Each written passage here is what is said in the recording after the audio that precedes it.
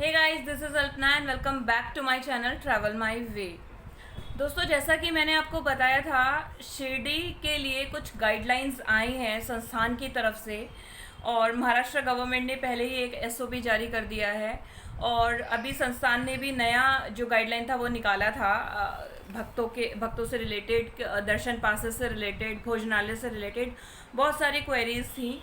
तो दोस्तों, उनमें अभी कुछ चेंज आया है, तो आइए डिस्कस कर लेते हैं। उसमें तीन जो मुख्य चेंज हैं वो तीन हैं। जो पहली गाइडलाइन थी वो भी बिल्कुल सही थी जो भी था, लेकिन उसमें अभी थोड़े थोड़े चेंजेस किए गए हैं। तो मैं आपसे वो डिस्कस कर लेती हूँ ताकि आपको कोई प्रॉब्लम ना हो। शिरडी जब आएँ तो आप इन गाइडलाइंस को ध्यान में रखते हुए आएँ। आइए उन पर एक नज़र डाल लेते हैं।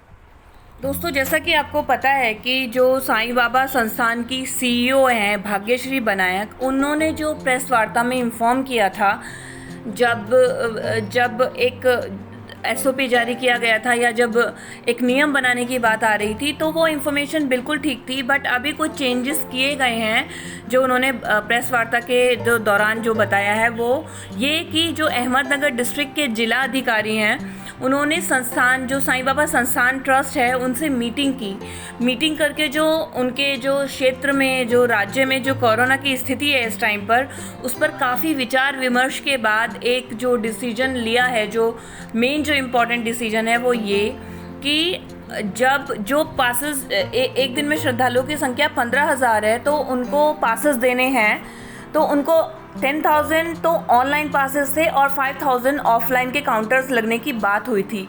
लेकिन अभी मैं आपको बता दूं, जो 15,000 पासेस हैं जो कि मस्ट हैं बाबा के दर्शन के लिए, वो अब सारे ही पासेस ऑनलाइन ही अवेलेबल होंगे, ऑफलाइन काउंटर्स नहीं लगेंगे। तो अगर आप बाबा के दर्शन के लिए आ रहे हैं तो आप ऑनलाइन पास लेकर ही आएँ।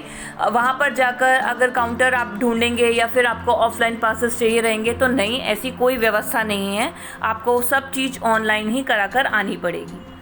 दूसरा ये कि भोजनालय खुला रहेगा कि नहीं। ये बात हुई थी पहले कि भोजनालय खुल जाएगा 7 अक्टूबर को भक्तों के लिए, लेकिन अभी जो संभावित श्रद्धालुओं की गणना की गई है उसके अकॉर्डिंग शायद भोजनालय को खोलना पॉसिबल नहीं होगा, उसको मैनेज करना इतना पॉसिबल नहीं हो पाएगा, भीड़ बढ़ने के चांसेस रहेंगे।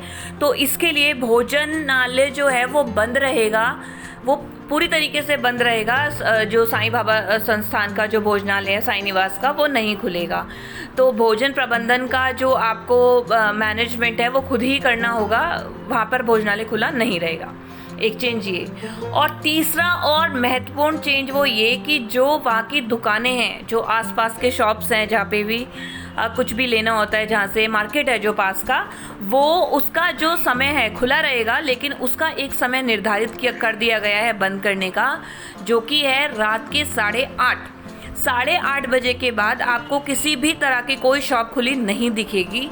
8:30 तक लास्ट आप शॉपिंग कर सकते हैं। वहाँ पर जो भी आपको बाबा से रिलेटेड कुछ लेना है, अपनी ज़रूरत का कुछ सामान है, अगर आप शिरडी गए हैं तो वो सिर्फ 8:30 बजे तक का टाइम निर्धारित कर दिया गया है।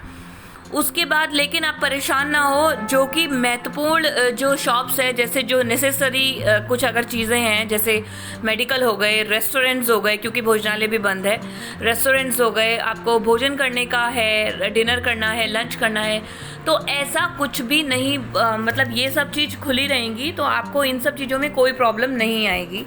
आप इजीली रात को जब भी आपका मन हो, आप जो भी रेस्टोरेंट नियर हो, आप वहाँ पर भोजन कर सकते हैं, क्योंकि वहाँ पर वो खुला रहेगा और बाकी सारे मेडिकल स्टोर्स भी खुले रहेंगे। तो दोस्तों, ये थे कुछ इम्पॉर्टेंट चेंजेस आपने देखे, और तो ये सब ध्यान में रखकर आप शिरडी आइए। बाबा करे आपकी यात्रा सुगम हो। तो गाइज़, ये सारी गाइडलाइन में जो 3 चेंजेस थे ये आए हैं, ये मुख्य चेंजेस हैं। आई होप आपको वीडियो पसंद आया होगा, और हमारे चैनल को ज़्यादा से ज़्यादा सब्सक्राइब कीजिए, शेयर कीजिए, लाइक कीजिए, ताकि आपको ऐसे इम्पॉर्टेंट अपडेट्स मिलते रहें। Thank you so much. Bye bye. Om Sai Ram.